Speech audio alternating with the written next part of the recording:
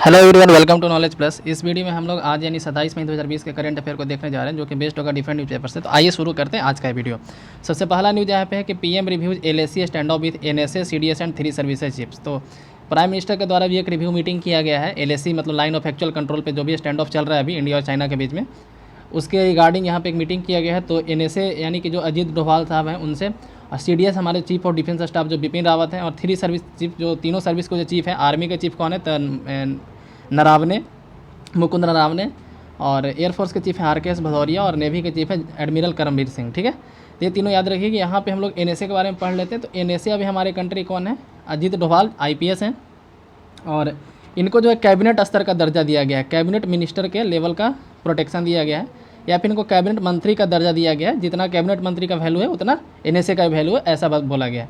और सीडीएस के बारे में पढ़ लेते हैं। तो सीडीएस अभी काफ़ी नया पोस्ट है, हाल ही में क्रिएट किया गया। 15 अगस्त 2019 का जो भाषण हुआ था प्रधानमंत्री का लाल किला पे, वहाँ पे इस पोस्ट को डिक्लेयर किया था कि इस तरीके का एक पोस्ट क्रिएट किया जाएगा। इस पोस्ट को क्रिएट करने के लिए 2 कमेटी का नाम आता है। एक आता है Kargil review committee, Kargil war के बाद बनाया गया था कारगिल रिव्यू कमेटी। ठीक है, तो कारगिल रिव्यू कमेटी के द्वारा रिकमेंड किया था कि एक तरह की इस तरीके का पोस्ट होना चाहिए, सीडीएस जैसा एक पोस्ट होना चाहिए। उसके अलावा एक बीडी शेखातकर कमेटी आता है, शेखातकर कमेटी याद रखिएगा। ठीक है, शेखातकर कमेटी, उसके आधार मतलब उसका रिकमेंडेशन में भी ये था कि इस तरीके का एक पोस्ट बनाना चाहिए। ठीक है, तो कारगिल रिव्यू कमेटी और शेखातकर कमेटी याद रखिएगा। 15 अगस्त 2019 को घोषणा हुआ था। और इसका जो पेमेंट होता है, सीडीएस का जो पेमेंट होता है, ऐसा नहीं है कि ये तीनों सर्विस के हेड हैं, मतलब कि चीफ ऑफ डिफेंस स्टाफ है, इनका पेमेंट ज़्यादा होगा, मतलब कि या फिर कुछ स्पेशल प्रोविजन होगा। बस नाम एक तरह से देखने में लगता है कि चीफ ऑफ डिफेंस स्टाफ कोई बड़ा पोस्ट है। ठीक है, जो इक्वल पेमेंट होता है, जो बाकी सारे आर्मी चीफ को जो पेमेंट मिलता है, बाकी सारे सर्विस चीफ को जो पेमेंट मिलता है, उसी का इक्वल पेमेंट मिलता है चीफ ऑफ डिफेंस स्टाफ को भी। ठीक है, एक डिपार्टमेंट है डिपार्टमेंट ऑफ मिलिट्री अफेयर्स, रक्षा मंत्रालय के तहत, मिनिस्ट्री ऑफ डिफेंस के तहत डिपार्टमेंट ऑफ मिलिट्री अफेयर्स है, उसके हेड होते हैं सीडीएस। सीडीएस जो होते हैं डिपार्टमेंट ऑफ मिलिट्री अफेयर्स के हेड होते हैं। ठीक है, और हमारे जो डिफेंस मिनिस्टर उनके चीफ एडवाइजर के रूप में काम करते हैं। हमारे जो डिफेंस मिनिस्टर उनके चीफ एडवाइजर होते हैं सीडीएस जो होते हैं। इनका टेन्यूर 3 ईयर या फिर 65 ईयर। ठीक है, यानी कि मैक्सिमम 3 साल और 65 साल के एज तक के रह सकते हैं। और सीडीएस हमारे पहले सीडीएस जनरल बिपिन रावत 24 दिसंबर 2019 को अपने पोस्ट को ग्रहण किए थे। ठीक है, अपने पोस्ट पे कब अपॉइंट हुए थे, 24 दिसंबर 2019 को। इसका घोषणा किया गया था 15 अगस्त 2019 को। ठीक है, तो इसके बारे में इतना कुछ हम लोग जान गए। आइए देखते हैं आगे का न्यूज़। यहाँ पे एक न्यूज़ है कि ईडी क्वेश्चंस क्रिश्चियन माइकल इन तिहाड़ जेल। तो क्रिश्चियन माइकल नाम के कोई आदमी है, उनसे जो है ईडी के द्वारा पूछताछ किया है। तो हम लोग यहाँ पे ईडी के बारे में पढ़ लेते हैं। तो ईडी का फुल फॉर्म होता है इन्फोर्समेंट डायरेक्टरेट, एक तरह का इकोनॉमिक लॉ से डील करने वाला एजेंसी है, इकोनॉमिक लॉ इन्फोर्समेंट एजेंसी है, इकोनॉमिक इंटेलिजेंस एजेंसी, ऐसा बोल सकते हैं। Responsible for enforcing economic laws and fighting economic crimes, economic crime को फाइट करने में ये मदद करता है। इसको बनाया गया था 1956 को, 1 मई 1956 को इसको बनाया गया था। 1 मई 1956 को इसको बनाया गया था। उस समय जब ये बनाया गया था तब इसका नाम था इन्फोर्समेंट यूनिट। जैसे इन्फोर्समेंट डायरेक्ट अभी जो है, पहले इसका नाम इन्फोर्समेंट यूनिट था, और ये department of economic affairs ministry of finance के अंदर आता था। लेकिन 1957 में इसका नाम बदल के कर दिया गया ईडी यानी इन्फोर्समेंट डायरेक्टरेट, और department of revenue ministry of finance के अंदर अब आता है। तो पहले आता था डिपार्टमेंट ऑफ इकोनॉमिक अफेयर्स के अंदर, अब आता है डिपार्टमेंट रेवेन्यू के अंदर। 1 मई 1956 को इसका अंदर बनाया गया था, लेकिन 1957 में इसका नाम बदल के ईडी किया गया था। तो ये था ईडी के बारे में। ठीक है, नेक्स्ट यहाँ पे 4 धाम के बारे में है। तो 4 धाम के बारे में हम लोग पढ़ लेते हैं। तो इंडिया में 2 तरह का 4 धाम है।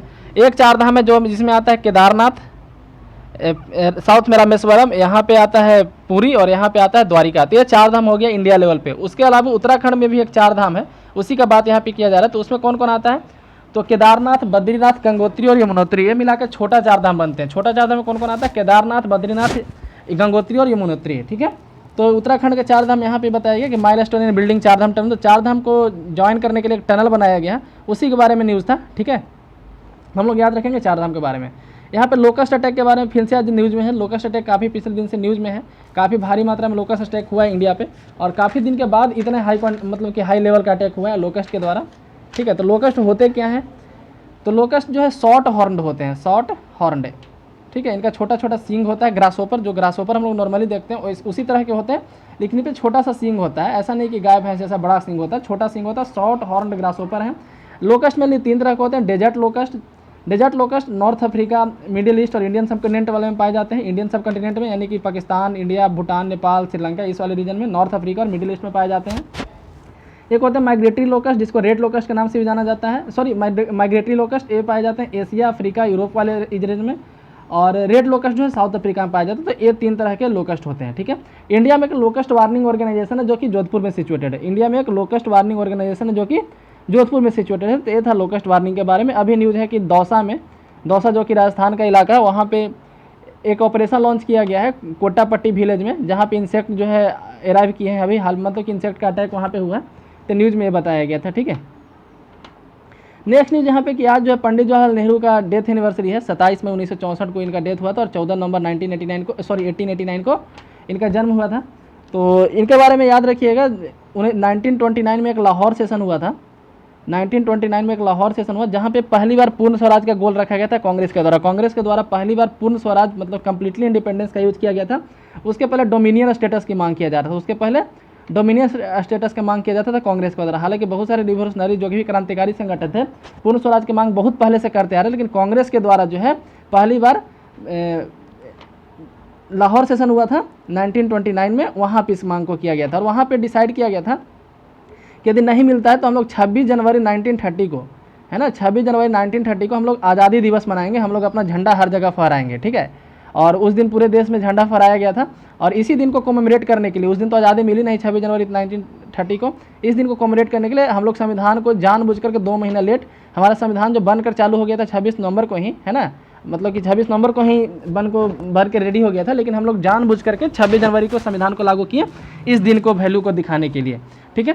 तो पहला बात इसमें क्या याद रखने वाला है कि लाहौर सेशन के अध्यक्ष थे जवाहरलाल नेहरू, वहीं पे पहली बार पूर्ण स्वराज का मांग किया गया था 1929 के सेशन में।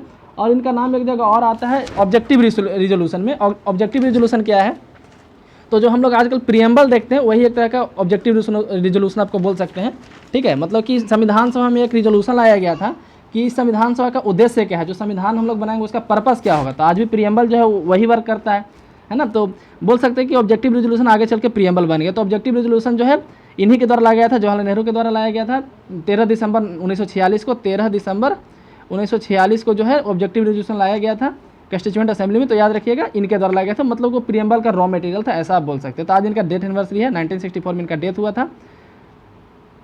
नेक्स्ट न्यूज यहाँ पे है कि girl in Nainital quarantine dies of snake bite 3 official book. तो नैनीताल में क्वारंटाइन सेंटर में एक स्नेक वाइट के कारण बच्ची का डेथ हो गया है। 7 वर्ष की छोटी बच्ची थी और बहुत सारे मतलब 3 ऑफिसर को वहाँ पे सस्पेंड कर दिया गया डिफरेंट आईपीसी के सेक्शन के तहत। न्यूज़ हमारे लिए इंपॉर्टेंट नहीं है, इसके पहले भी डिफरेंट स्टेट से ऐसा न्यूज़ आ रहा था। बिहार से भी एक इस तरह का न्यूज़ आया था कि सांप काटने से क्वारंटाइन सेंटर में लोगों का मौत हो रहा है। तो स्नेक बाइट हमारे लिए यहाँ पे न्यूज़ में है। स्नेक बाइट पर क्वेश्चन भी पूछा गया पहले। तो इंडिया में जो है 90% स्नेक बाइट, मतलब कि 90% स्नेक बाइट के कारण डेथ हो जाता है। मतलब जितना स्नेक बाइट होता है उसमें 90% केस में डेथ हो जाता है, ठीक है। मान लीजिए कि 100 आदमी को इंडिया में यदि स्नेक बाइट हो रहा है साल भर में, तो 90 आदमी उसमें डेथ हो जा रहे हैं। तो इंडिया में स्नेक बाइट काफ़ी बड़ा प्रॉब्लम है। लगभग 50,000 डेथ जो है इंडिया में हर साल होता है स्नेक बाइट के कारण। इंडिया में 50,000 डेथ जो होता है इंडिया में स्नेक बाइट के कारण हर साल होता है। और इंडिया सबसे टॉप पे है, इंडिया सबसे टॉप पे कंट्री है स्नेक बाइट के डेथ के मामले में। तो स्नेक बाइट के डेथ के कारण सबसे ज़्यादा इंडिया में ही होता है, लगभग 50,000 डेथ हर साल होता है, ठीक है। इंडिया में मेनली 4 स्नेक के कारण डेथ इतना होता है। 4 स्नेक कौन कौन है, तो एक है कॉमन करैत कोबरा, एक है रसेल्स भाइपर और एक है सॉ स्कल्ड भाइपर। 4 स्नेक है, आई थिंक इसमें नाम नहीं दिया गया है। एक है करैत जिसको कॉमन करैत के नाम से भी जानते हैं, उसके बाद आता है कोबरा, ठीक है, ये दोनों काफ़ी फेमस स्नेक है। इसके अलावा है रसेल्स भाइपर RUSSESS भाइपर VIPER, और एक है सॉ स्केल्ड भाइपर, सॉ स्केल्ड भाइपर। तो ये 4 स्नेक मेनली इंडिया में रिस्पॉन्सिबल है इतने सारे डेथ के लिए। तो याद रखिएगा स्नेक बाइट से डेथ के मामले में इंडिया टॉप पे है। लगभग 50,000 डेथ जो है इंडिया में होता है, और जितना भी स्नेक बाइट होता है उसका 90% केस में डेथ हो जाता है। नेक्स्ट यहाँ पे सॉलिडिटी ट्रायल न्यूज़ में था, काफ़ी दिन से न्यूज़ में है।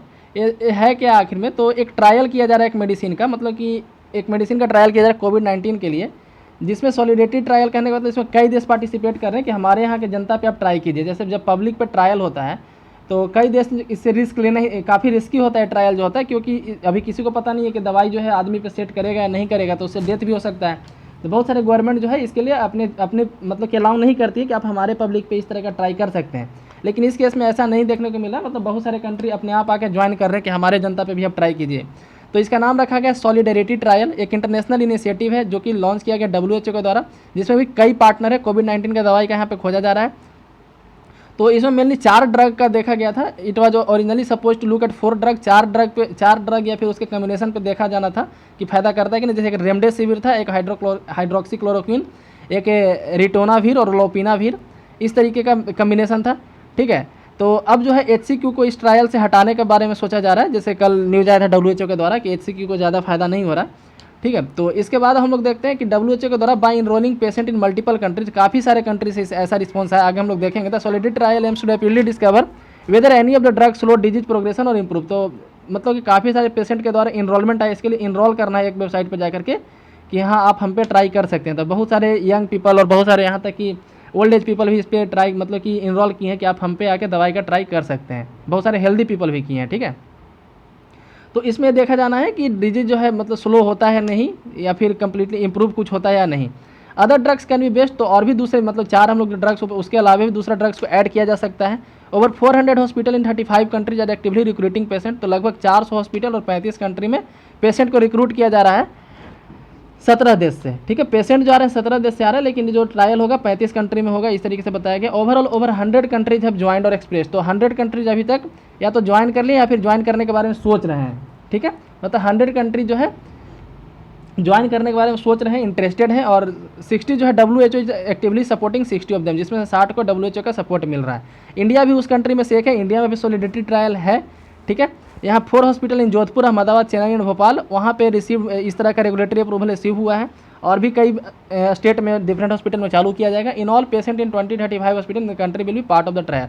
और ऐसा माना जा रहा है कि इंडिया में लगभग 20 से 35 हॉस्पिटल को इस ट्रायल में दिया जाएगा। ठीक है, तो ये था सॉलिडेरिटी ट्रायल। याद रखिएगा, कोविड-19 के ट्रीटमेंट के लिए ट्रायल चालू किया जा रहा है। नेक्स्ट यहाँ पे न्यूज़ लोकस्ट वार्निंग से रिलेटेड है कि भाई locust are being sighted in urban areas. ठीक है, अर्बन एरियाज में जो है क्यों लोकस्ट को देखा जा रहा है इतना आजकल। ज़्यादातर जो है शहरों में भी आजकल आ जा रहा है, पहले ऐसा नहीं होता था। तो इंडिया में मेनली लोकस्ट आता कहाँ से है देखिएगा, तो एक हॉर्न ऑफ अफ्रीका रीजन बोला जाता है। अफ्रीका का जो ए वाला रीजन है मिडिल ईस्ट से लगा हुआ, उसको हॉर्न ऑफ अफ्रीका बोलते हैं। इसमें मेनली 4 कंट्री आता है। तो उसको सीड के नाम से याद रखिए, एक निमोनिक है सीड है ना। S for Somalia, Ethiopia, Eritrea और डिजुबाती। ठीक है, हालांकि इसको जिबूती पढ़ते हैं, लिखाता है डी से। ठीक है, DJIBOUTI ऐसे करके इस कंट्री का नाम, तो जिबूती पढ़ा जाता है। लेकिन आप याद करने के लिए इसको डी भी आगे प्रोनाउंस कर सकते हैं, ऐसा डी साइलेंट रहता है। तो बताया कि over last few days the swarm of locust have been sighted in urban area of Rajasthan, जो अनयूजुअल है। मतलब कि अर्बन एरिया में देखा नहीं जाता था पहले। स्वार्म आता था, मतलब कि टिड्डियों का अटैक होता था, लोकस्ट का अटैक होता था। ठीक है, स्वार्म जो टिड्डी को ग्रुप को बोलते हैं, लेकिन अर्बन एरिया में नहीं आता था। ठीक है, इसके अलावा मध्य प्रदेश के भी डिफरेंट रीजन से, विदर्भ यानी कि महाराष्ट्र के रीजन से भी इस तरह का देखा गया है। The first swarm were sighted along the India Pakistan border April 11। तो 11 अप्रैल को इस तरीके से देखा गया था। ठीक है, और जो कि काफ़ी पहले आ गया था, मतलब लोकस्ट अटैक होता था लेकिन अप्रैल के मंथ में कभी नहीं आया था। तो वही बताया गया कि अहेड है, अपने मतलब कि एडवांस आ गया है, अपना टाइम से पहले आ गया है लोकस्ट अटैक। नेक्स्ट है कि why are locust and what are locust and when are they sighted in India. Locust क्या है, तो शॉर्ट हॉर्न ग्रासहोपर होते हैं। ये इंडियन एक्सप्रेस का न्यूज़ था। ठीक है, उसके बाद कहा जा रहा है कि locust undergo behavioural change when their population build up rapidly. जब उनका पॉपुलेशन बिल्डअप हो जाता है, एक साथ एक ग्रुप बन जाता है बड़ा, तो उनका बिहेवियर काफ़ी ज़्यादा चेंज हो जाता है। वो जो है ह्यूज स्वार्म बनाते हैं, काफ़ी बड़ा ग्रुप बनाते हैं और 150 किलोमीटर एक दिन में ट्रैवल कर जाते हैं। और eating every bite of greenery on their way, और जितना भी रास्ते में उनको ग्रीनरी दिखता है, हरा भरा खेत वगैरह दिखता है, उस पर जाकर को खाने लगते हैं। इससे काफ़ी ज़्यादा फसल को नुकसान होता है। यदि इसको कंट्रोल ना किया जाए तो हमारे कंट्री के फूड सिक्योरिटी के लिए हानि होगा। At present countries in horn of Africa, यहाँ पे है ना हॉर्न ऑफ अफ्रीका, जिसमें 4 देश आते हैं, Ethiopia, Somalia, Eritrea and Djibouti. ठीक है, इस तरह का अटैक वहाँ पे काफ़ी कॉमन है पिछले 25 साल से। इंडिया में लोकस्ट जो है ओरिजिनली जुलाई अक्टूबर के महीने में आते हैं। In India locust are normally sighted in July October along the Pakistan border. Last year part of western Rajasthan and northern Gujarat reported swarm that cause damage to growing rabi crop. तो लास्ट ईयर भी इस तरीके का अक्टूबर नवंबर में आया था। जुलाई से अक्टूबर के बीच में अधिकांशता आता है। पहली बार इंडिया में 1997 में इसको देखा गया था। These were the first one reported in India since 1997। This year the first sighting of a small group reportedly on April 11। ठीक है, 11 अप्रैल को ऐसा देखा गया था। और लोकस्ट वार्निंग ऑर्गेनाइजेशन कहाँ है, जोधपुर में उसका हेडक्वार्टर है। ठीक है, why are locust being seen in urban area. तो अर्बन एरिया में क्यों देखा जा रहा है, तो इसके बारे में बताया गया कि locust are being seen in area not historically associated such sighting. मतलब कि ऐसा पहले कभी नहीं देखा गया था। जैसे जयपुर में देखा गया है, एमपी के ग्वालियर में देखा गया, मोरिना में, शिवपुर, ये सब एमपी में पड़ता है, वहाँ देखा गया। महाराष्ट्र के अमरावती, नागपुर, वार्धा वगैरह में देखा गया है। ठीक है, तो उनके द्वारा एक जो है LWO यानी कि लोकस्ट वार्मिंग ऑर्गेनाइजेशन जो है उनका डिप्टी डायरेक्टर के द्वारा बताया गया है कि there is no crops in the field, तो फील्ड में कोई क्रॉप नहीं है, जिसके कारण से the locust moved across state attracted by green cover. तो जब फील्ड में कोई क्रॉप नहीं है तो क्या होगा कि कंट्री के अंदर मतलब कि शहर वाले इलाके में आएंगे, हरे भरे देखते हो जहाँ भी ग्रीनरी उनको मिलेगा, जहाँ भी हरा भरा उनको मिलेगा उधर वो अट्रैक्ट होते आएंगे। The swarm were aided by high speed wind and just they made their way to Jaipur, और उनको जो है विंड का भी सहायता मिल गया, मतलब कि उनको जिस रास्ते में विंड चल रहा था उसी डायरेक्शन में लोकस्ट भी चल रहे थे, तो काफ़ी तेज़ी से वो जयपुर पहुँच गए। At present there are 3 to 4 swarm in Rajasthan, another 2 or 3 in Madhya Pradesh, for a small group has migrated to Maharashtra. ठीक है, which Gurjar said that not be very difficult to control. तो कहा जा रहा है कि इस तरीके से राजस्थान से होते हुए डिफरेंट कंट्री में जो जा रहा है, डिफरेंट स्टेट में जो जा रहा है सॉरी, तो उसको कंट्रोल करना काफ़ी मुश्किल हो जाएगा। नेक्स्ट यहाँ पे कह रहा है what led to early arrival, early arrival क्यों हुआ, पहले क्यों आ गया। This can be traced back to cyclone Mekunu and Luban. तो 2 साइक्लोन आया था उस एरिया में अभी, है ना, मतलब अफ्रीका वाले रीजन में आया था, इंडिया में मेडागास्कर वाले रीजन को इफेक्ट किया था, तो उस साइक्लोन के कारण काफ़ी तेज़ी से हवा चला, है ना। This can be tracked back to cyclonic storm Mekunu and Luban that had struck Oman and Yemen respectively in 2018।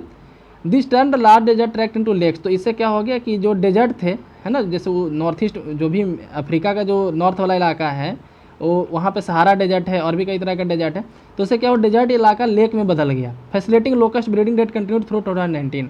तो वहाँ पे पानी जम जाने के कारण लोकस्ट का ब्रीडिंग ग्राउंड वहाँ पे मिल गया, जो अभी तक वहाँ पे चल रहा है।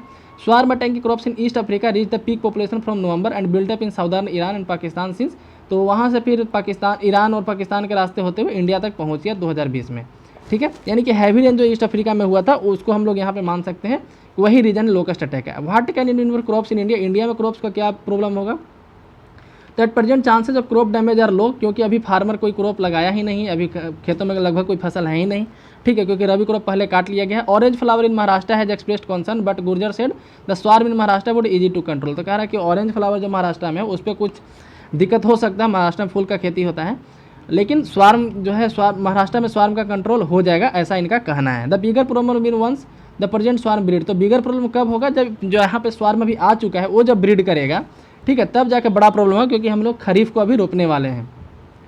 एन एडल्ट फीमेल लोकस्ट ले 80 to 90 eggs thrice in 3 month life cycle. ठीक है, तो 3 महीने के लाइफ साइकिल में 80 से 90 अंडा एक जो है एक लोकस्ट के द्वारा दिया जाता है। If left uncontrol swarm can grow exponentially to 40 to 80 million locust per square kilometre. यदि अनकंट्रोल छोड़ दिया गया तो 40 से 80 मिलियन, है ना, 1 मिलियन में 10 लाख होता है, तो आप समझ सकते हैं, मतलब 4 से 8 करोड़ 1 स्क्वायर किलोमीटर में लोकस्ट फैल जाएगा। ठीक है, the locust will start laying eggs after the monsoon. Monsoon जैसे ही स्टार्ट होगा तो लोकस्ट एक देना जो स्टार्ट होगा and continue breeding up to 2 or 3 months which newer generation rising during the growth of kharif crop. तो जो नया जनरेशन इसका आएगा, नेक्स्ट जनरेशन खरीफ क्रॉप के साथ बड़ा होगा, तो खरीफ क्रॉप पे इस पर काफ़ी ज़्यादा नुकसान हो सकता है। ठीक है, तो हम लोग यहाँ पे देखें लोकस्ट के बारे में काफ़ी डिटेल में यहाँ पे। नेक्स्ट यहाँ पे कि फिशरीज स्कीम है नो रिलीफ कंपोनेंट। ये जो है अभी जो आत्मनिर्भर भारत के तहत एक 20 लाख करोड़ का पैकेज दिया गया था, उसमें जो है 20,000 करोड़ दिया गया था फिशरीज डिपार्टमेंट को सेंटर के द्वारा। तो प्रधानमंत्री कृषि संपदा योजना क्या है, तो 2019-20 का जो बजट आया था, याद रखिएगा 20-21 का नहीं, 19-20 का जो बजट आया था उसमें प्रधानमंत्री कृषि संपदा योजना को लागू किया गया था, जिसका काम क्या था, तो प्रमोट ब्लू रेवोल्यूशन, जिसका काम था ब्लू रेवोल्यूशन को प्रमोट करना। ठीक है, तो ये बताया गया यहाँ पे बताया गया है कि इसमें जो है विल इंक्रीज फिश प्रोडक्शन में 9%। तो 20,000 करोड़ का जो यहाँ पे सहायता दिया जाएगा फिशरीज डिपार्टमेंट को। टोटल तो 20 लाख करोड़ है, लेकिन फिशरीज डिपार्टमेंट को मिला है 20,000 करोड़। ठीक है, उससे क्या होगा, फिश प्रोडक्शन लगभग 9% बढ़ने का चांस है। इससे फार्मर का जो इनकम डबल करना है उसको जो है मदद मिलेगा। अभी यहाँ पे और प्रॉब्लम यहाँ पे दिखाया जा रहा है कि कई महीने से फिशिंग बैन है ना, मछली मतलब समुद्र में जाकर मछली मारना बैन है, क्योंकि मूवमेंट ही बंद था, मतलब कि आवागमन बंद था लॉकडाउन के कारण। उसके अलावा अभी साइक्लोन अम्फान आया है, जिसके कारण से वेस्ट बंगाल और उड़ीसा वाले इलाके में कई सारे मछुआरों को काफ़ी दिक्कत हुआ है। तो उनको फाइनेंशियल असिस्टेंस दिया जाएगा। ठीक है, तो उसमें इस पैसा का यूज़ किया जाएगा, ऐसा यहाँ पे बोला गया है। लेकिन यहाँ पे कुछ ऐसा नहीं बोला है कि डायरेक्ट पैसा हर किसी को दिया जाएगा, इसीलिए बोला है कि फिशरीज नो रिलीफ कंपोनेंट। तो ये था इसके बारे में। प्रधानमंत्री कृषि संपदा योजना के बारे में याद रखिए, ब्लू रिवोल्यूशन को प्रमोट करना है। और एक्वाटिक चीज़ से रिलेटेड जितने भी, सिर्फ फिशिंग ही नहीं, मान लीजिए कि मतलब कि समुद्र से रिलेटेड दूसरा भी काम कोई है तो उसको भी इससे मदद मिलेगा। 2019-20 के बजट में इसका अनाउंसमेंट हुआ था। तो ये था आज का न्यूज़पेपर पूरा कंप्लीट डिस्कशन। तो इसी के साथ न्यूज़ डिस्कशन समाप्त हुआ। यदि वीडियो पसंद है तो लाइक करें, चैनल को सब्सक्राइब करें। धन्यवाद।